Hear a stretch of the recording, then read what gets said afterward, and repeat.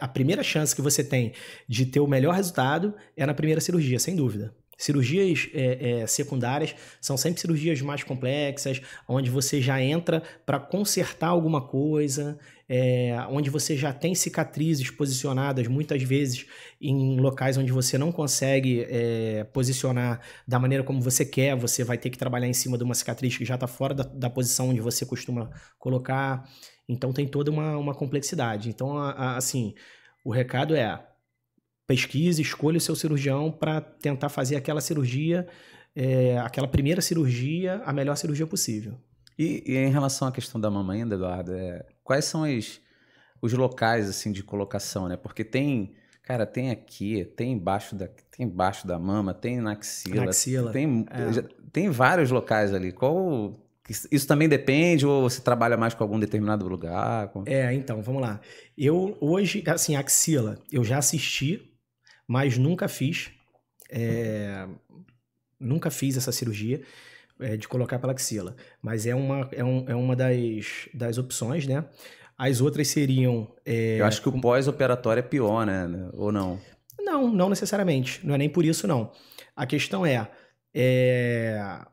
qual é a técnica que você vai utilizar, em que plano de colocação da prótese em que plano de colocação você vai incluir o implante, e como você vai ter o melhor acesso ali àquela anatomia para você realizar aquela técnica com o menor trauma possível, com menos sangramento, entendeu? Com maior controle de toda a anatomia cirúrgica. A diferença para mim de você colocar pelo sulco mamário ou pela areola, ela é tanto pela questão da anatomia, eu consigo um acesso melhor, um controle melhor da anatomia da mama pelo sulco. Tá? O sulco que você diz O sulco é essa parte de baixo, essa incisãozinha que fica pequenininha aqui na dobrinha da mama. Por quê? Porque eu coloco normalmente em dual plane. O que é o dual plane?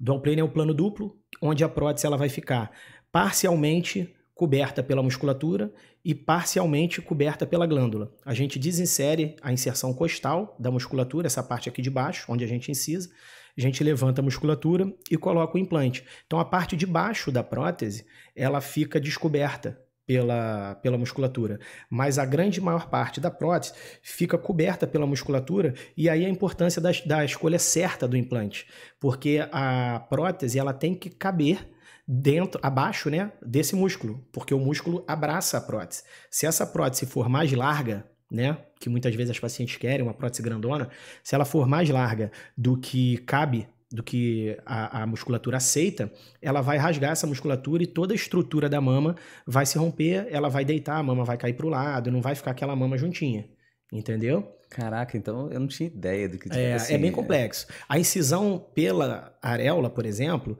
ela me permite um bom acesso pela musculatura, para acessar essa musculatura. Não é tão bom quanto o acesso por baixo, mas ela tem um outro problema, porque a prótese atravessa toda a mama e com isso ela entra em contato com a flora bacteriana dos ductos mamários ali. Entendeu?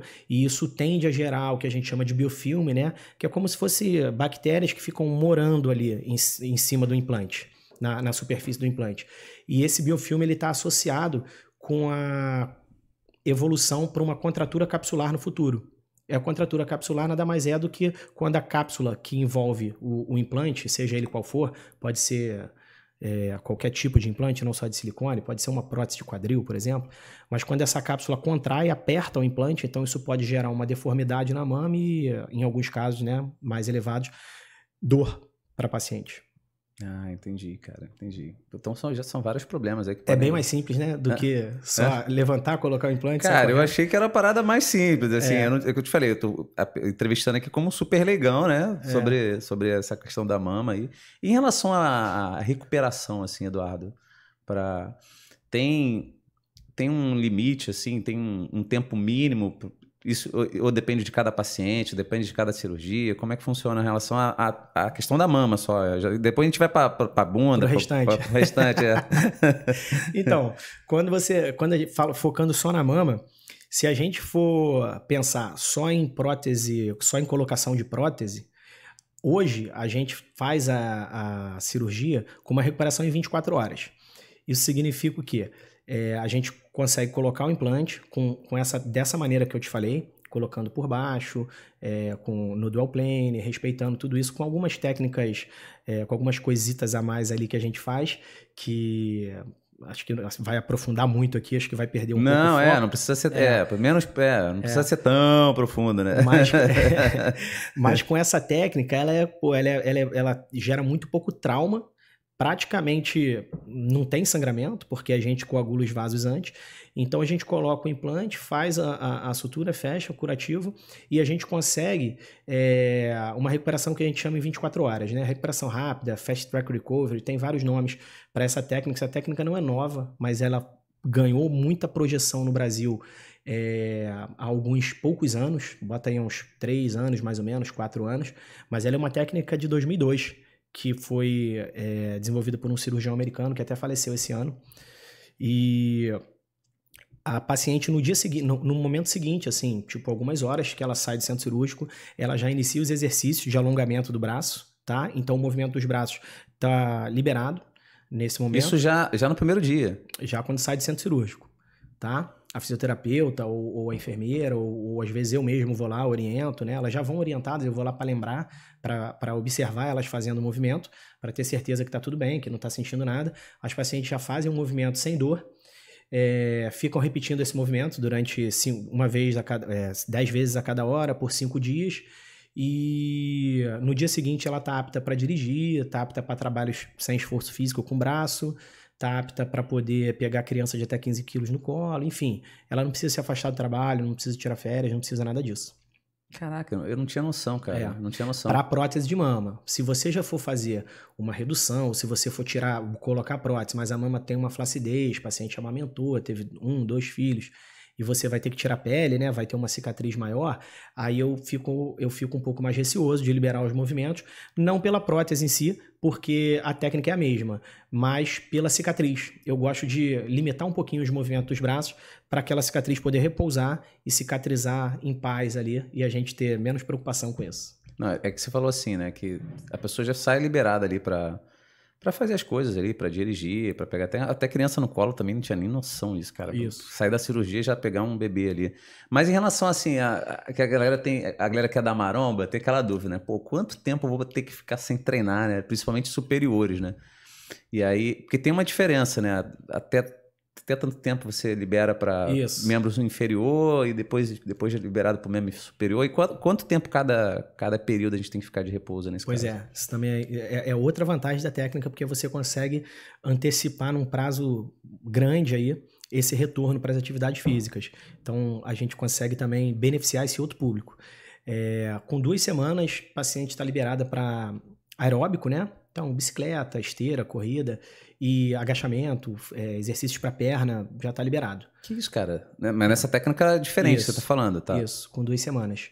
Com 4 semanas, por exemplo, ela já está liberada para atividades de braço, né? Ombro, e com 6 semanas para atividades de impacto. A atividade de impacto você coloca assim, natação, vôlei, né? Que são movimentos bruscos com o braço. Um crossfit. Um crossfit, com certeza. E movimentos dentro da academia, movimentos, por exemplo, de flexão, barra, um supino, entendeu? Aí 6 semanas. Mas é o prazo máximo. A partir de 6 semanas, ou seja, 1 mês e meio está liberado para tudo.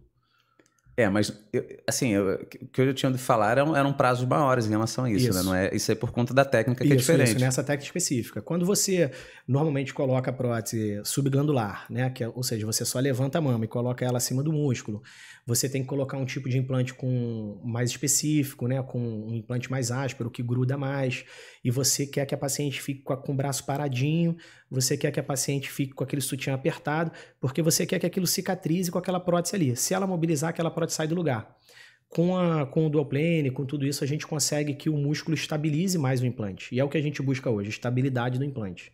Então a gente consegue além de ter esses benefícios, né? Na minha opinião, tem um resultado mais duradouro por conta da estabilidade, e esses benefícios vêm só para somar.